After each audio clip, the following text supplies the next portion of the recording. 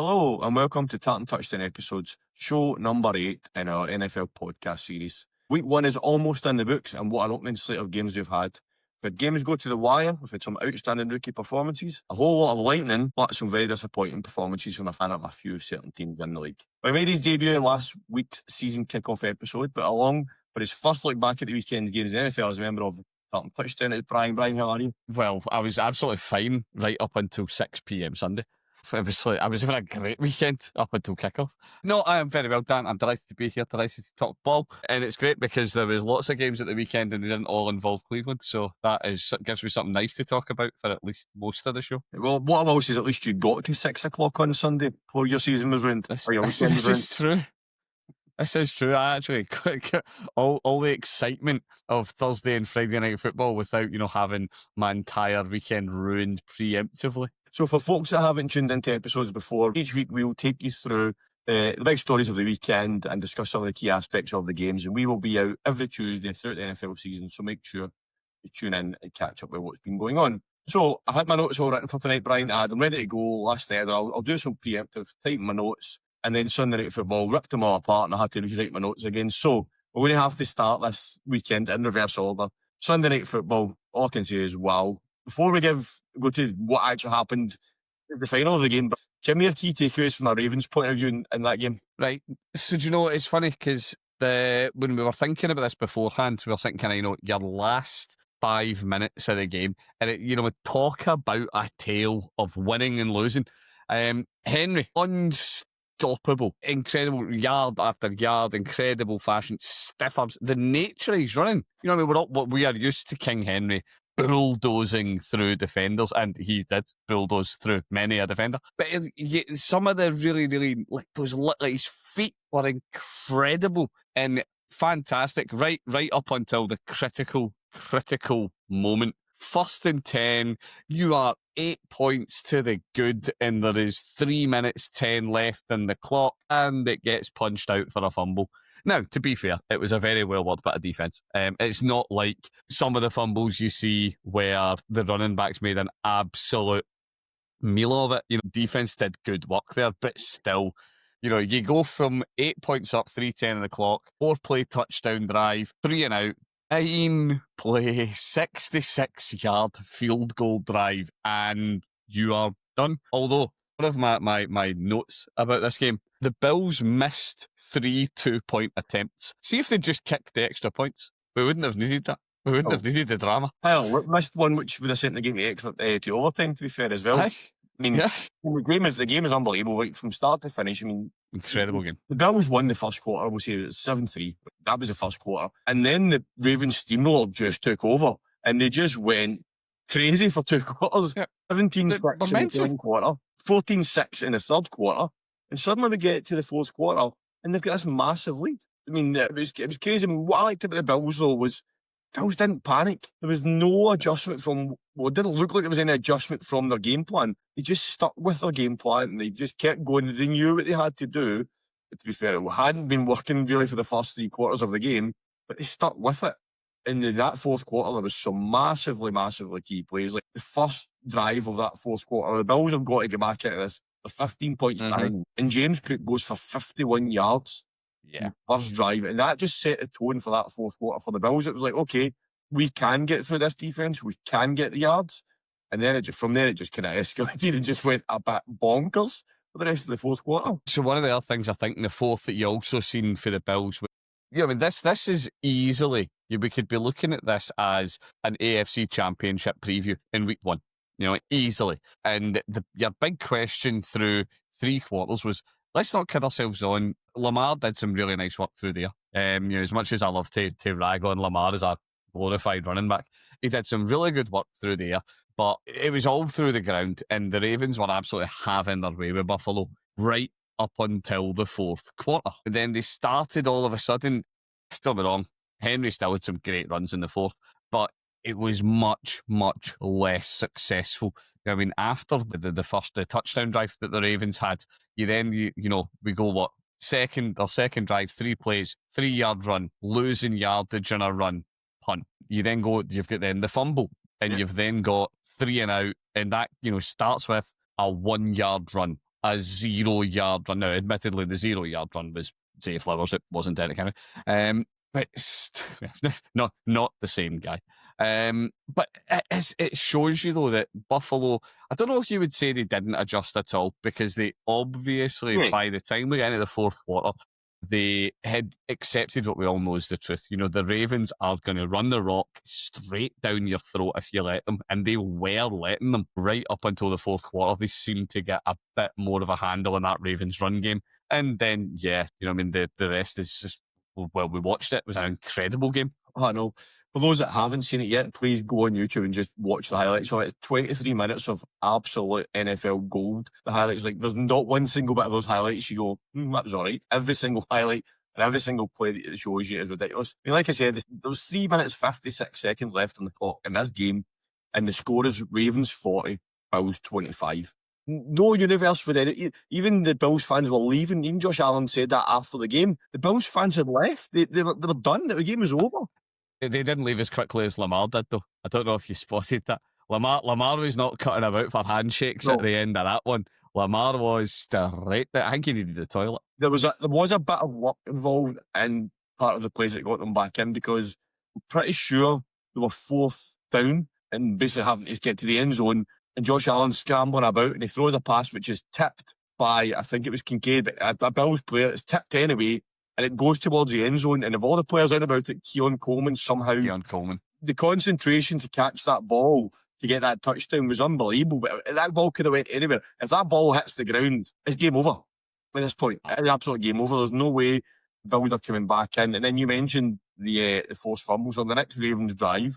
Ed Oliver, who had a fantastic game for the Bills on defence, he comes up with the forced fumble. And then you're thinking, right, the Bills have got a bit of momentum here. How do they do this? First play, 29 yards, straight to the 1 yard line to the tight end who's made his first catch of his career. That's what you call confidence in your third string tight end when you've got the game on the line and you go for him. You've got all your experienced players there and you go for this third string tight end and he nails the pass and it's tackled in the 1 yard line. They do score the touchdown, but as you mentioned, they go for 2 to get this to tie the game up, and they miss.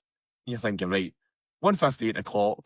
Ravens are now going to run it out. I know the Bills have got a couple of timeouts left, but surely now a couple of first downs on the ground and this game's over. No, it's 2. It should have been over. One of the things with this game and we said this, or I said that a lot about Buffalo last year. It was one of the things I really felt was holding Buffalo back. And are we seeing them finally get the solution to it?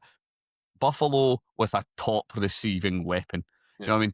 We go back to the dim miss of time when Stephon Diggs was in Buffalo and they had that, you know, alpha number 1 receiver. And they've kind of diddled about with different players. And then we see, is this Keon Coleman's breakout? Is Keon Coleman the number 1 receiver in Buffalo? 112 yards and 8 receptions out of 11 targets and a score. Yeah. And what, you know, as you said, what a score. Oh, yeah. To have the sheer kind of the awareness, the alertness to not just catch, it's a dive and catch. Yeah. Not even just a dive and catch. A tipped ball dive and catch. And don't get me wrong, a lot in this game was made, quite rightly, of D-Hop's incredible one-hander. What a grab, what a touchdown. And it was great. For me, the Coleman one's more impressive, though. Yeah. You know, for me, Coleman's, it was a bigger moment for me. You know, more pressure on him to get it. And it's just, there's so much that he's got no idea. I'm not even sure. He must have started diving before it was tipped or as it was tipped. So he doesn't know where the trajectory of that ball's going. He just knows, right, committed. Here we go, Superman time. And he comes in with it. It was absolutely wild play. Yeah. As you mentioned, they're like 112 yards off ice, averaging 14 yards a catch, which is but the Bills need someone to do that on a regular basis. Yep. They need someone, to be fair, pretty much all the receivers last night went for at least 10 yards a catch, but they need someone to do that consistently. I think they were expecting a lot of things out of Keon Coleman last year. It didn't really happen as much as they thought. So as you said, if they can get him where they think he can be and have this season that they hope he can have, then he could be an absolute standout for them this year. He's such a talent. I had a lot of, last year got burned bad in the fantasy world by many Keon Coleman shares that never played out. This year, people who took a shot on him and drafted him, they are happy with that investment. Yeah. even then, you know what I mean? You still had Josh Allen doing Josh Allen things and spreading the ball about. Yeah, that's one of the points. Not to be... Sorry, you go. Yeah, not to be too Bills one-sided, the Ravens played a really good game. You know what I mean? Zay Flowers had an absolutely incredible game, 143 yards. You can't... 143 yards on seven receptions is insane. And, you know, Derrick Henry doing Derrick Henry things, 169 yards off 18 carries. And that's not even touching on Lamar. Yeah, you know what I mean? Lamar was wild. For the air as well, you mentioned it. He didn't go high, he didn't go through. It was 14 of 19 for 209. Yeah. For a running quarterback, that's good numbers. Well, you say that, Dan, but for another running back called Josh Allen, firing up 33 or 46 for 394 yards. Anything you can do, I can do better. Lamar was 6 or 70 on the ground. Josh Allen ran the ball 14 times last night. Yeah. To be fair, it's the thing that you would say that the Bills couldn't get going. They couldn't get going on the ground. You know what I mean? And you know, it was funny because watching the game, I thought James Cook looked good. Yes, he looked like he had some good runs, but it's one of those ones, I suppose, the eye test and then the metric test at the end of the game don't quite marry up. We'll have another one later in the show we're going to talk about where it's exactly the same for me, and I get really, really confused when I looked at the box score for another running back that was in a similar boat. But yeah, you know what I mean? For as much as he might have looked okay on the eye, he just wasn't getting them going, James Cook in this case. So yeah, the Bills, when you have a quarterback like Josh Allen, it does give you, he is a cheat code, and it seems like such a really meh thing to say, but he is. And now that he's got somebody that looks like a real weapon in Keon Coleman, the sky's the limit. Good to have a Bills fan. And just on the point you made there, the Bills actually ran the ball more than the Ravens last night by only two plays in it, but it still ran it more. But very was not as successful.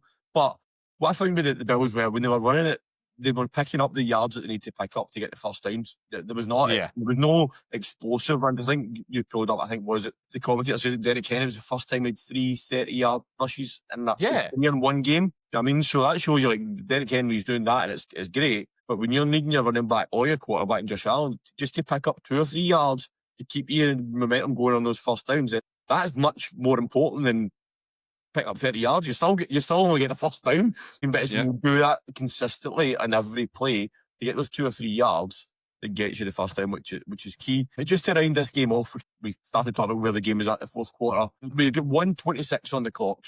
The Ravens will get the ball back. We're a minute 58. They've got to run the clock to get the game to get the game out. That's it.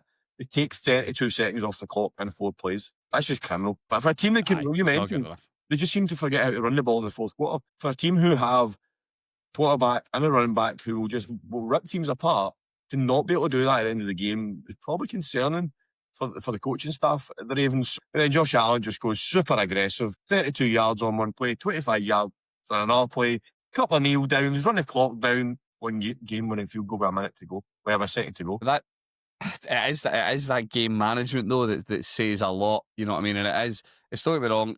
I don't know. I suppose, see, the thing for me, you've got the, first and 10 with the Ravens, as you say, you're sat there, you've got, 32 seconds in the clock. No, sorry, 158. You're 158 in the clock. Yeah. First and 10, you hand it to Derrick Henry, he gets a yard. Okay. Why are we there? Why are we handing the ball? Why is Zay Flowers getting a shot at this?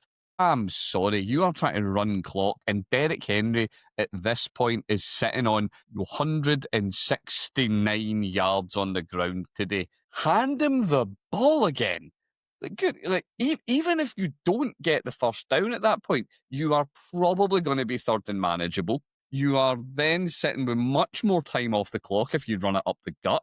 So, come on, that's, criminal kind of game management for me. And then, masterclass in it for the Bills. Gets the yardage he needs to, and then just brings the clock down. We're going to kick this and we're leaving. Yeah, so it was crazy. Yeah, as you mentioned, Derrick Henry, okay, you've got Lamar Jackson here as well. Like, could be option or something, just get the ball. Yeah, give him a draw option. Just do something that's not getting your wide receiver to rush the ball. I know they've probably tried to be too clever. That's the problem. They've thought, they know we're going to try and run the ball. They're going to try and stuff Henry. They're going to try and stuff Lamar. We'll try and be clever. And it backfired on them. Lean on your strengths. Play to your strengths. Don't try and get cute. I've seen a few comments from Ravens fans on social media today that game is all a coaching issue. I'm basically saying the players done everything they could. But at the end of the day, play calls are coaching. Yeah. Anyway, so It was an unbelievable advert for the first weekend of the season. Because of a game welcome to football. Football is back, baby. Yes, it certainly was. But it wasn't the only great game of the weekend. But unfortunately, we don't have time to go through every single great game of the weekend. So what we're going to do is chat you through some key aspects of other games of week one. So we'll start with Brazil on Friday night. We kind of referenced it earlier on. Chargers over the Chiefs fine. How legit are these Chargers? Do you know, I think they could be legit. I think the Chargers might actually be legit. But I think my bigger takeaway for this was KC look vulnerable. Like, that was not a confident Kansas City performance. Yeah, the Chargers came out, and if I'm honest, they played pretty much as I expected the Chargers to play. I don't think the Chargers came out and you got like some outrageous masterclass from them. I think they did more or less what they thought they were going to do. There's maybe one exception to that I'll get to in a minute. You know, Justin Herbert came out and he zipped the ball about, aired out. That's just Justin Herbert. We know what he is. We know we're going to get that. But the KC side, Mahomes, okay, yeah, he did hear his lovely kind of diving sidearm pass. It's glorious. It makes a great clip. But it just didn't seem to get going for KC really through the air or on the ground. And it's just, I don't know, it seemed last year, and I think this is kind of one of the big talking points of this game, it seemed like last year KC, they weren't incredible offensively. You know, they were good, but they weren't incredible. But Spags was running elite defense. Yeah. You know, I mean, you were terrified of going up against Spags in that KC unit. No, not so much. That was not a terrifying unit to watch the Chargers play against. But either that or Herbert is utterly incredible and is slicing and dicing teams at will. Yeah, I mean, looking at the stats from that defense, one big thing is that Chris Jones got nowhere near Justin Herbert. He's your key rusher, and you get nowhere near him. They got to him 4 times. Drew Tranquil got to him twice. Carl Laftis got to him once. And Charles Rennie got to him once across the whole game. Yeah, I mean, though you mentioned that Chiefs defense, the amount of pressure they got on quarterbacks last season, it made a massive difference. And Spags is a defensive genius. But let's flip over then. Was the Chiefs defense a step behind, or was that Chargers offense a step ahead? I'm kind of landing on KC being a step back. I enjoyed watching the Chargers. Herbert, he threw it for over 300 yards. He played a clean game. As you say, they didn't get too much. He only lost 14 yards in sacks. But he was able to spread it out amongst these receivers, which is great to see. I don't know, okay, maybe I'm coming round on this myself the more I'm talking. Is this a case where you turn around and say, right, well, at the end of the day, you try and dial in on Lad McConkey, and then they have Keenan Allen, who they've just brought in, and it's difficult to game plan again. Even a vet like Keenan Allen, you know, we know who Keenan Allen is, but he's on a new team. How is he going to cope? And then Quentin Johnson lives. Huge lives. He had an incredible game as well. I don't know. I really, really enjoyed watching the Chargers, but everything that I watched in this game, I really felt like it was KC not doing as well, and the Chargers being able to capitalise on that. And it's not to take away from LA. You know what I mean? They played a great game. I just think that I think we are more likely to see the Chargers struggle against opponents than we are to see KC kind of figure this all out. I think KC could be in for a tough season if we're going off week one. Yeah, I mean, looking at the KC game plan, a lot of it through there would have been targeted around Xavier Worthy. That would have been their key game plan. The corpse of Xavier Worthy. And then Kelsey just decides on the first drive that I'm just going to shoulder barge him like a WWE move. I'm the hero of this team. That's it. I heard you were in. You know, I got engaged. Bash. It was a great hit, to be fair. Oh, it was. I mean, a linebacker would have been proud of it. Yeah, incredible. Just took him out of the game very early, where suddenly you've got, and no disrespect to him, KC's top receiver on the night was Hollywood Brown. 10 receptions for 99 yards, and he's not your WR1. Now, to be fair, that is actually like, if we removed the name Hollywood Brown and you said one of your receivers went 99 yards on 10 receptions, you would actually be reasonably pleased with that. You know, if you said 9.9 yards a reception, I'll have that. Then you realise it's Hollywood Brown. Followed up by Juju Smith-Schuster. How dare you forget him? Yeah, so as you mentioned there, so basically the Chiefs, Mahomes relied on 2 wide receivers, Hollywood Brown and Juju Smith-Schuster. He obviously a couple here and there, everybody else. But if you flip it over to the Chargers, Quentin Johnson, 5 receptions, Lad McConkey, 6, Keenan Allen, 7. You suddenly then you're spreading that load across, and the yards are picking up as well. 79, 74, 68. Conklin get 50 yards on 2 receptions. Herbert had more options of where he was going to put that ball, whereas Mahomes is restricted in terms of where the ball was going through the air for them. But they couldn't do it before, but less. I totally agree with that. I think the bigger thing actually that might come into that as well, and I suppose this will make the KC fans out there feel a wee bit better when you look at it.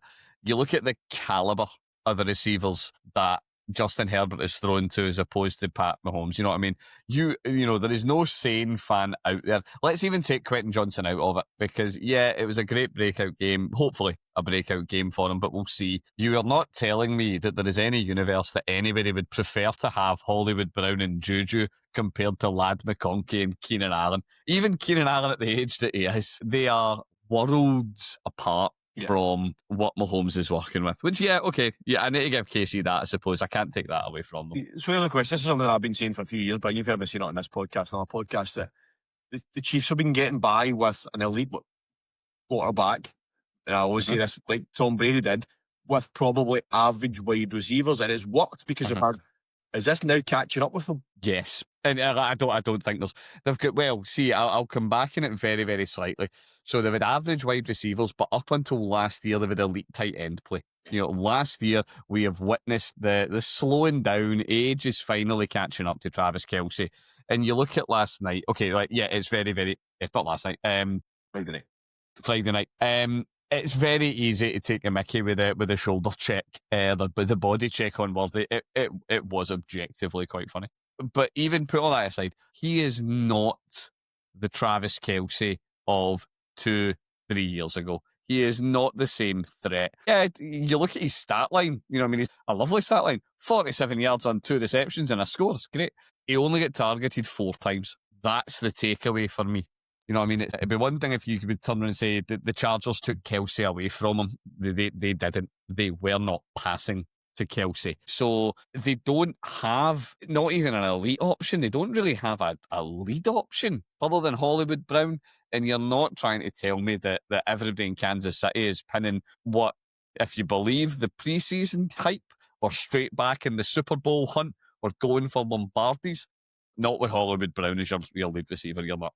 Sorry, it's not happening. But just on Xavier Worthy, I know there was chat that he's going to have to get surgery for his shoulder injury. I read today he's going for a second opinion to see whether that's going to be a case. But shoulder surgery is not a quick recovery period, especially for a wide receiver either. So he might be struggling without him for a wee while. So let's flip over. No, he's officially day by day. Day by day is the official line out here with his dislocated shoulder. That's come out an hour ago as we're recording this. So yeah, that is I ain't reading a quick recovery for him. One other player I want to talk about this game, and it was a player that I was very big on coming out of college, Amari Hampton. So he went for 15 carries for 48 yards. No touchdowns for him, but long of 11 yards. What's your thoughts on him? Is Najee Harris a thing of the past for the Chargers? I think that actually might. Well, I think either Najee is a thing of the past or Najee was more injured than we were led to believe. Najee only got 1 carry. 1 carry for 5, which, yeah, okay. This is what I was referring to in the previous bit, actually, when we were talking about previous game and stat lines that the eye test and the stat line don't marry up. I thought Hampton had a brilliant game. I watched that, and my takeaway was, yeah, Hampton looks like, I sent it to you in our chat. Yeah. I was like, Hampton's just played Najee into irrelevance, and he was 15 for 48. That is not incredible. That's not even average. It's actually, pretty poor. So I'm kind of, is he really that amazing? Or are we just seeing something that did Spags' game plan against him effectively? And then Herbert just diced him through the air. Although it does need to be said, when he managed to get outside, he did significantly better than when he was trying to run it up the gut. He did do better when they managed to get him on the outside. Yeah. I mean, that Chiefs defensive line is going to stop any running back. I mean, they have got the talent. Yeah, it's an elite line. So it's going to be interesting to see how he plays. But let's see whether it was an injury to Harris, more of an injury to Harris than we're led to believe, or whether Harbaugh's decided that Hampton's RB1. We'll kind of tell over the next few weeks. But I think he's got a great future, and I think he's a great fit for the Chargers. Right, question for you. What was the bigger performance of the weekend? Chargers beating the Chiefs, or the Bills beating the Ravens last night? Bills. It's not even close. Statement game. statement game for the Bills. I think the Chargers, as I say, for me, that game was more about KC underperforming. I think the Chargers just performed. I think that's what the level the Chargers should expect to play. Whereas I think the Bills, they went up against, for me, the best the AFC has to offer, and they came out on top, and they came out on top at the crunch. They didn't horse it. That was as tough a game as you're going to get. So yeah, for me, it was much bigger performance. One last point on this game then, looking forward. Chiefs are good Eagles this weekend. Doesn't get any easier. What do they need to address ahead of this game to stop them going 0-2 at the start of the season? Well, the first they need to figure out whether Jalen Hurts has remembered who AJ Brown is. But you know, actually, I'm being daft, but that I suppose is really it.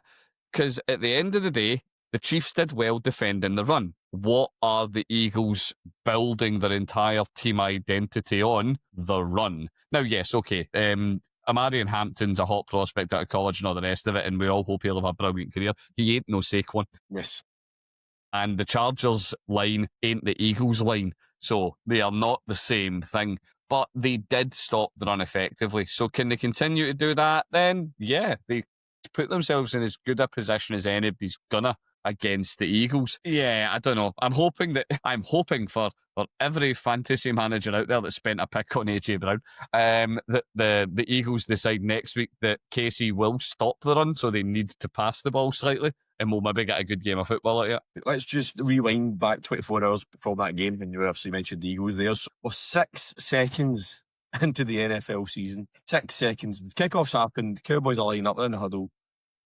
Jalen Carter gets himself ejected. So, what I'm going to say first before we get into the aspect of it, spitting, I think, is one of the worst things that can happen, generally, but especially on a football field. It's not even disrespectful, it's just absolutely disgusting. So, before we get into the ins and outs of it, so, I've seen comments online and people, and we've probably all seen the video by now. Dak Prescott spat at him first. No, he didn't. It's just the massive reach. Dak Prescott spat through his huddle and avoided hitting every player in his huddle. He spat in his direction. Yes, he did. So, was Jalen Carter provoked, or did he fall for Dak's gamesmanship? So, Dan, just so I'm clear, you're trying to tell me that the exceptionally experienced NFL veteran quarterback of many, many seasons didn't potentially think there is a star lineman opposite me who might be known to have a bit of a temper and might have some very serious attitude concerns, and I might be able to very gently nudge him towards doing something wrong. It was absolute gamesmanship. It was beautifully executed gamesmanship, I need to add. At 100% knew what he was doing. That's just an experienced head. He knows that if I do this and I actually spit on you, I'm getting chucked out. Whereas Jalen Carter, he's no the brightest. And just didn't quite think it through. For me, I think that Dak thought he's going to spit back at me and I'll get... No, I don't think that's the case. Do I think Dak was trying to get in a player who, as I say, had concerns coming out of college about his temperament, his attitude, all the rest of it? Yes, 100% Dak was getting in his head, and he was just ridiculously successful. There's no. Dak was. Imagine how confused Dak was after that happened. He was like, damn, this worked really, really well. Yeah, because I mean, if you've not seen the video, go watch it, because you watch it, and Dak, like, they're in the huddle, and Dak spits. And I think it's still as in the huddle, but in Jalen Carter's direction. But it's the look in Dak's face as he looked at Jalen Carter after he did it, and it's just the big, giant smile as he looked, and Carter just reacts. What Dak did say was that Jalen Carter was trying to get at, I've completely forgotten the rookie's name, one of the rookie lines, but he was trying to get at him, and Dak's like, no, and that's when he done the spitting thing, but then he stepped through the huddle to go to Carter, and that's what he said, I stepped for it because he was going at the rookie. So he was defending his rookie, and then Carter lost and spat on him. It's a mess. But it's one of those things, I suppose. It's one of the things we love about the NFL. You know what I mean? It's like violence in motion. So you need to be, is it particularly on a line, you are primed and ready to be brutally aggressive and violent. And you need to have a temperament. You need to have that ability to do it at the controlled moment you need it for execution, not by firing a big greenie at Dak Prescott. You just know when Dak got back to the sideline after that drive that the other coaching staff would have been pats on the back. You've got to assume that there was got to be a chat within the coaching staff. Like, we can get at him. Yeah.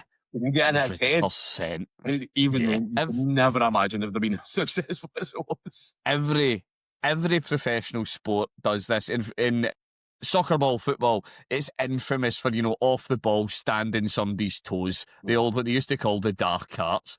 It's exactly the same in any professional sport. You've got a player that you can get under their skin, you can make them do something silly that's going to get them a pick. Absolutely, you're doing it. Yeah. Any advantage you can get. Yeah. What I will say is Jalen Carter's probably very lucky that the Cowboys' offensive line didn't see it, because I don't think he would have walked off the field if they had seen it. No.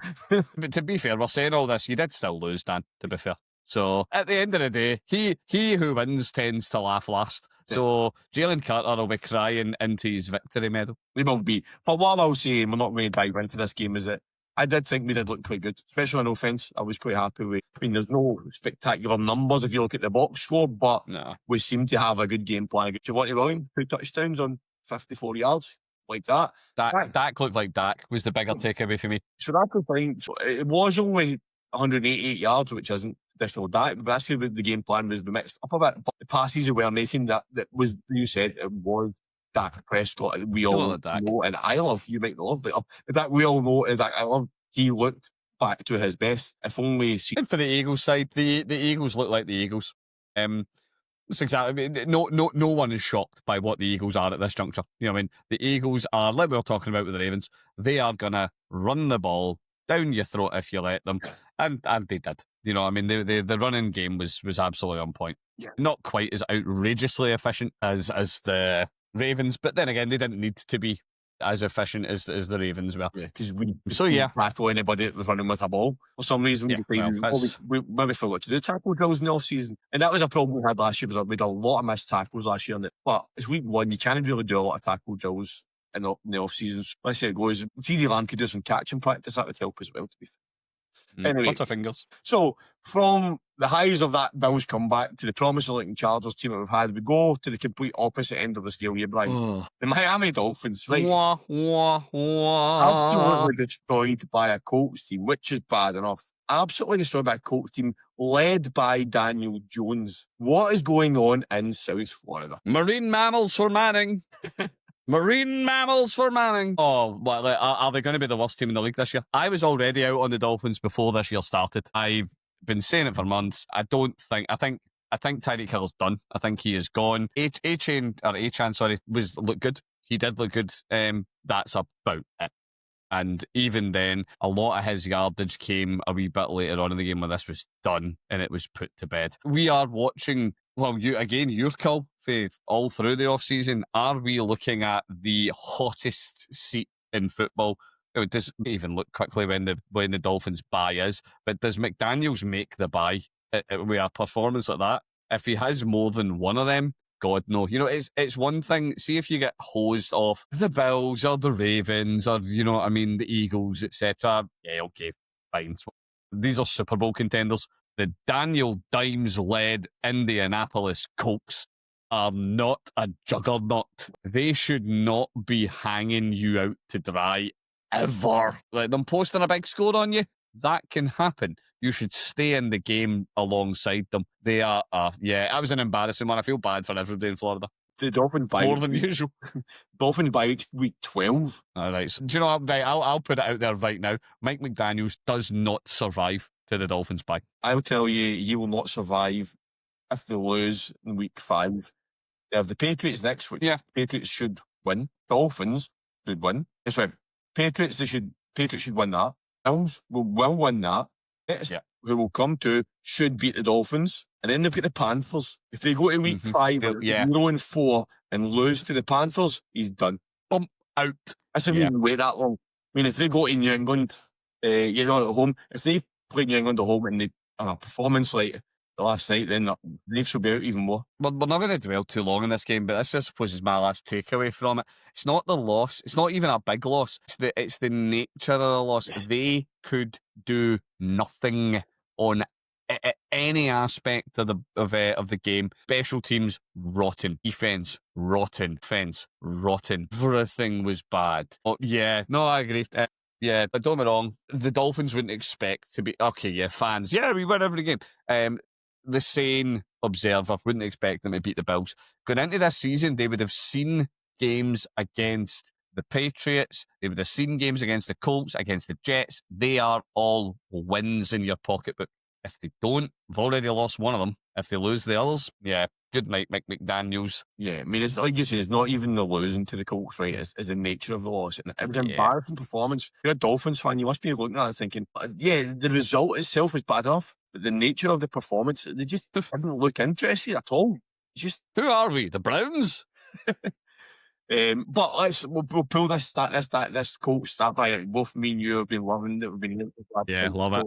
The Colts scored in every possession last night. So 7 possessions, 7 scores. In the history of the records that the NFL Network seems to have anyway, it's not been done since 1991, which is when their record started. That's a crazy stat. Think of all the teams and all the quarterbacks that have played since 1991, and nobody's ever went 7 of 7 for scores. Just imagine, on the notion of that, imagine you are a Giants fan watching Daniel Jones look like an absolute hero while you watch Dangerous Wilson look like Dangerous Wilson. Yes. It's wild. I mean, to be fair, I did give it to the Colts tight in our preview show last week, and I said none of the quarterbacks are a good option. Don't think last night has changed it because the Dolphins were that bad, but if Daniel Jones can be serviceable for the Colts, and they can keep these kind of I'm going in, the could be okay because they are playing in the South, which we have said is very winnable for the teams in there. Yeah. Right, let's move on a wee bit and talk about some other teams that we were both impressed by. Let's start with the Jets. Nobody kind of knew what we were going to get with the Jets this season, but ultimately they ended up losing to the Steelers. But I went to the end of the game and a very interesting game to watch. What did you make of the Jets? I actually really enjoyed the Jets Steelers. Grudgingly, thought both teams looked really good. Big bits for me. Breece Hall. Yes. Breece Hall, much maligned. I'm not going to go fantasy bananas and stuff, but everybody, Braylon Allen has been a bit of a fantasy darling all off-season because he's coming for Breece Hall's dinner. He's going to be the lead back. He'll be taking that job, not with performances like that he won't. Yes. Breece Lightning was back. Thoroughly enjoyed that.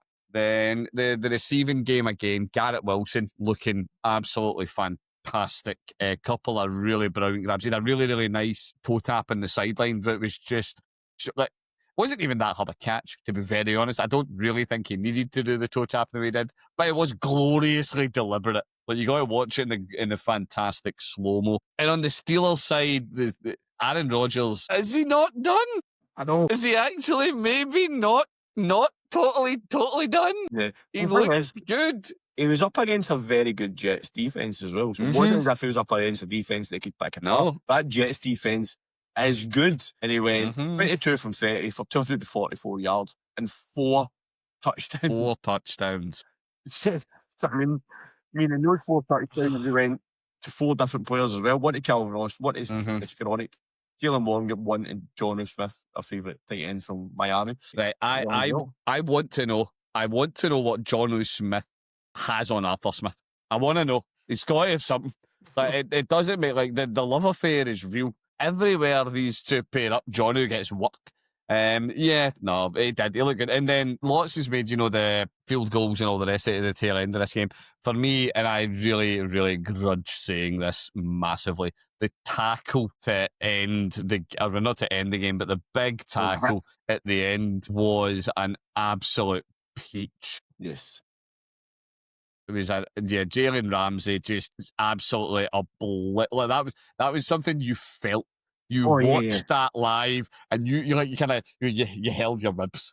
You're like, that was so. He leveled him. That was he did another great tackle, another pass breakup just before that as well. I think he did a couple of plays in quick succession where he only had basically 3 tackles the whole game. I mean, 3 tackles and 2 pass breakups. That hit at the end was like, game over. Not just that's game over. Down. It is game over. It's like, down you go.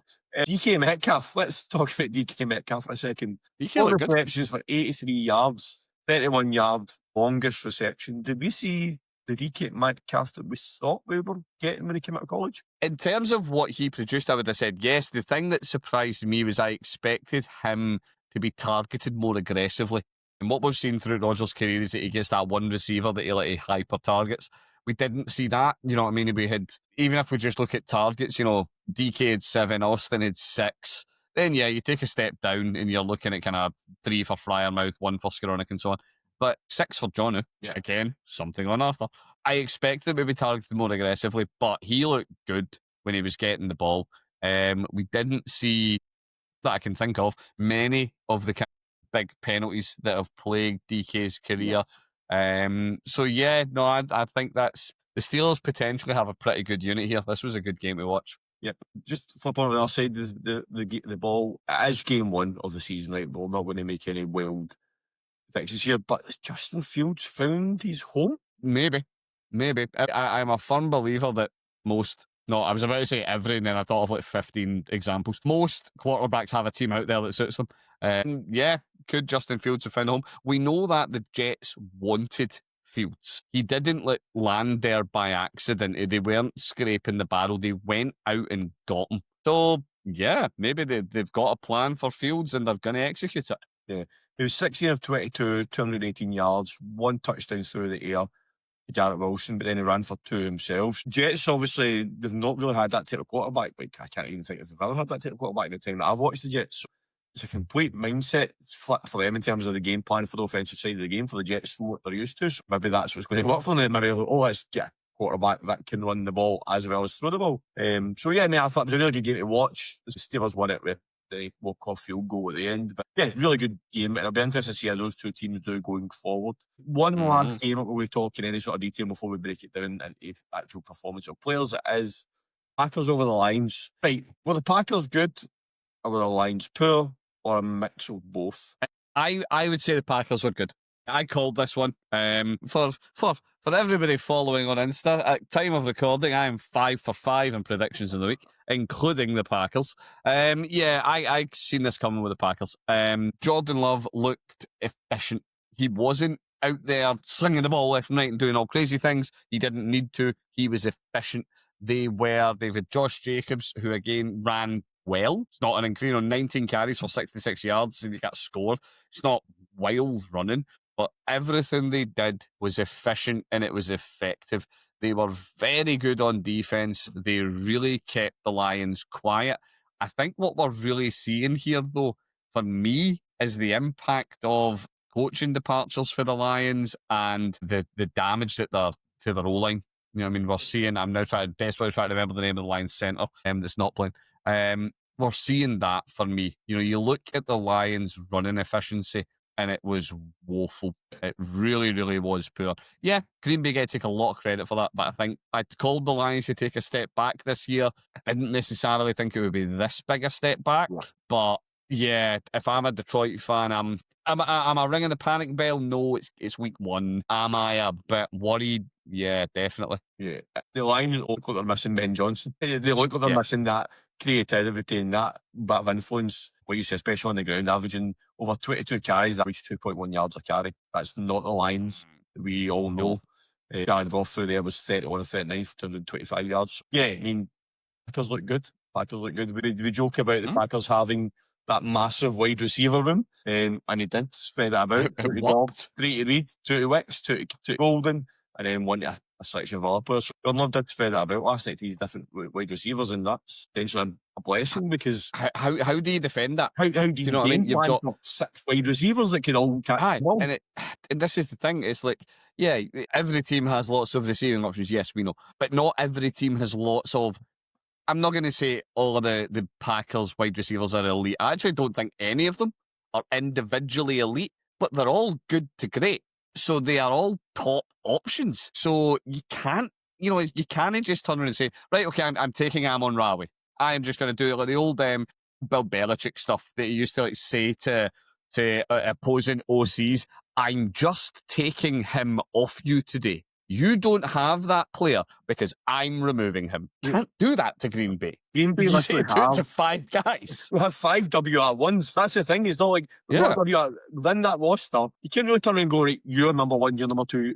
They literally all, because when we come on the field, you're not going to, like, who do we put the best cornerback up against? Because it doesn't matter, because they're all good to get. I think they're all on an equal level as well. It's not like one of them that you're going to target as a defensive more than any other, and that's a good thing for the fact of it's the only team in football that they've got a wide receiver 1A, 1B, 1C, 1D, 1E.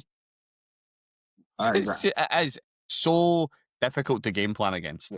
Right, that's as far as the actual games, but let's talk about the players that we're impressed by. But obviously, we've spoken about a lot of players as we went through this, which probably wasn't part of our plan, but we've done it anyway, and I've been fine with it. One other player who I want to highlight, who I think was very good this weekend, was Michael Penix for the Falcons. I thought he looked like the quarterback that I've seen him at Washington. And obviously, a few games at the end of the season last year for the Falcons. Now QB1, and he looks like he could be the quarterback that the Falcons are looking for a while. He looked good. He did look good. And it is the rushing. Don't get me wrong. He looked efficient. He looked solid throughout the game. But the rushing touchdown at the end, it showed you that willingness and that desire to really step up for his team. He has been kind of much maligned, and it was all, is he a bit of a bust? Was it just a really bad draft pick and you move on? But it actually showed you that, no, this could be your guy. He was he was relatively efficient. He passed the ball fairly well. Any quarterback that has to throw it 42 times is unlikely to be being mega efficient. But he still came out just shy of 300 yards. So yeah, he had a really good outing for me. If I'm an Atlanta fan, if I'm a Falcons fan, I'm looking at that and thinking, okay, we might have a thing here. This could be a thing. Yeah, I mean, I think he looked like he was up against again another good defense. Bucks a bit of good French. I mean, and some good secondary there as well. So he done that as well. He said they ran the ball 28 times. Well, he ran it 16, so we'll just say take him out of it. They ran it 22 times without him, and they split it even between Tyler Algier and Bijan. Bijan was the top receiver with 6 catches for 100 yards, though. So Kyle Pitts started catching the ball as well. Kyle Pitts still there. He has risen. Kyle Pitts isn't dead. But the thing is, he spread the ball out. So Robinson gets 6, Pitts gets 7, Drake London get 8 receptions. So he isn't focusing on one receiver either. So I was impressed by him. I think the Falcons could do well this year again. And that South again on the other side, but the South is open for all teams in the AFC and the NFC. So I think it's a good start for him as QB1 and basically as the leader of that team. Right, so let's move on to rookies who we were impressed by. So I'm going to throw a couple of names at you, Brian. So let's start with Harold Fanning. Tell me about him. Respectable outing. I'm not going to talk much about the Browns game because it makes me sad. Yes, he was responsible for one of Flacco's 2 interceptions. He's also a rookie. So he does get a bit of a gimme. But yeah, 7 receptions, 63 yards. And the bigger bit with me, he was actually the target leader in the day. Sitting with 9 targets. He was Flacco's top option. And he didn't look out of place as a top receiving option. He's a big lump of human. Yeah, I'm quietly hopeful. It gives us 2 absolutely top tier tight end options between him and the Chief. So yeah, for me, he's not quite my rookie of the week. We're going to get on to my rookie of the week in a minute, but he was my honourable mention of top rookie performances. Yeah, we were both watching Red last night, and every time he caught the ball, you're like, Fanning. Another one who I really like for the Commanders is Jacory Cross-Cape Merritt. Obviously, the Commanders obviously have Austin Eckler there, who everybody expected to be RB1. Probably started last night as RB1, but he did. Cross-Cape took 10 carries last night for 82 yards. Eckler was 6 for 26. I think he's going to be a very special way running back for the Commanders. I think he's got it all in his locker. We've also got Daniels there as well, who likes to run the ball as well, but for a first outing in an NFL game, I was very impressed with him. What was your thoughts on him? Bill Krosky. Oh, I do love Bill. Not just for the memes. No, again, as you say, very respectable performance. He's coming in at 8.2 yards a carry. You know what I mean? You can't sniff at that. That's just an incredible outing. I think what we will probably find is that the Commanders might balance the workload out a little bit as we go throughout the season. And, Bill had 10 carries, Austin Eckler had 6. I think we are going to see a wee bit of that kind of two-headed monster side to it. Austin Eckler obviously sees more work in the passing game, but that's not really the thing at the minute. And then you can't ignore Debo in that room. He did only have 1 carry. It was a 19-yard carry for the touchdown. So I agree with you that I do think Bill is a very, very promising prospect. I think we're going to see a lot of really good stuff coming out of him. I would be a bit more cautious on anointing him the all things running back chosen one, as I think that the Commanders' running room will remain fairly murky. Yeah, for now, I believe. For now. Okay, we also have to talk about, we can't just talk about all of the good things that the offensive rookies have done, so only pull in one defensive rookie. Xavier Watts for the Falcons. We spoke about the Falcons a minute ago up against the Bucks. Xavier Watts, every time I was watching Red Zone and Falcon defense well on the field, his name was getting mentioned constantly. He had 6 solo tackles and he had 2 pass diversions. So one of the solo tackles was on a screen that was going to the end zone, and it was like a shoelace tackle, and he stopped that. And the other one had a pass diversion, which was almost an interception, which kept him in the game at that point as well. So I was very impressed by him. So they've also got Jesse Bates there as well. So he's got someone very good to learn from, probably one of the best to learn from as a DB, to learn from Jesse Bates. So Xavier Watts, I think, deserves an honourable mention for our Rookie of the Week. But there can only be one person. There can be only one. And I'll give you this, Brian. You have raved about this guy all off season, and he came up big last night. Who is your Rookie of the Week for week 1 of the season? There is one. There is only one Egg Booker. What a absolute hello, NFL. I am here. Now, don't get me wrong. He is in a blessed situation. We know Chris Godwin's is Chris Godwin's is injured. The Bucs refused to put him on IR, but he is injured and he's going to be out for weeks. But you've got Igbukah, 6 targets, not quite the target leader. That was Mike Evans with 8, but he's coming in 6 targets, 4 receptions, 67 yards, 2 touchdowns.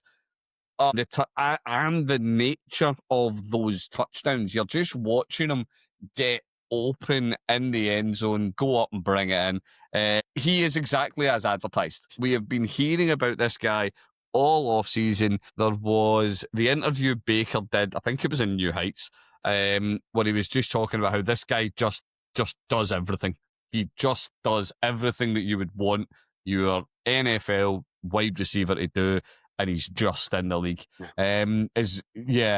I have high hopes for Emeka Igbukah. Easy for me to say. I think he's going to be an elite option. I think it's a really good draft pick by the Bucs. Not just because he's a great player, but I think this is how you keep this wide receiver room going when you start to see Mike Evans is getting older. I've came out and say that I think this is going to be the year we don't see Mike Evans get 1,000 yards. Finally, I think it will happen.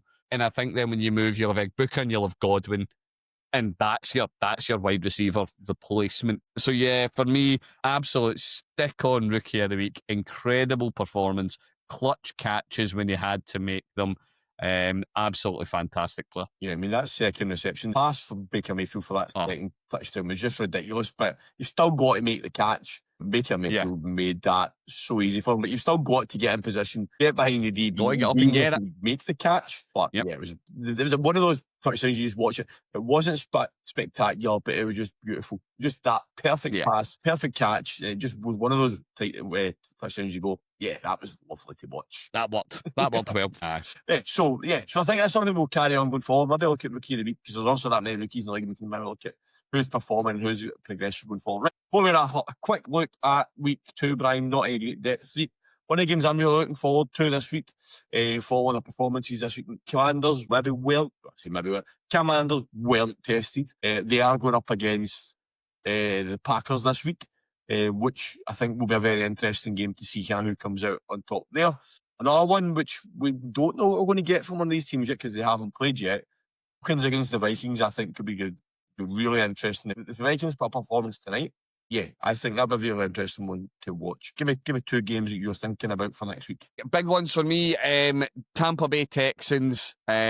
We have seen, as much as Tampa Bay walked away with the win last night, they didn't look like the Tampa Bay from last year. Tampa Bay last year was such an incredible, free-flowing offensive unit. You had Baker just chucking the ball to anybody with legs, and they just looked fantastic. Houston have struggled. That was not a vintage week one performance we've seen out of them.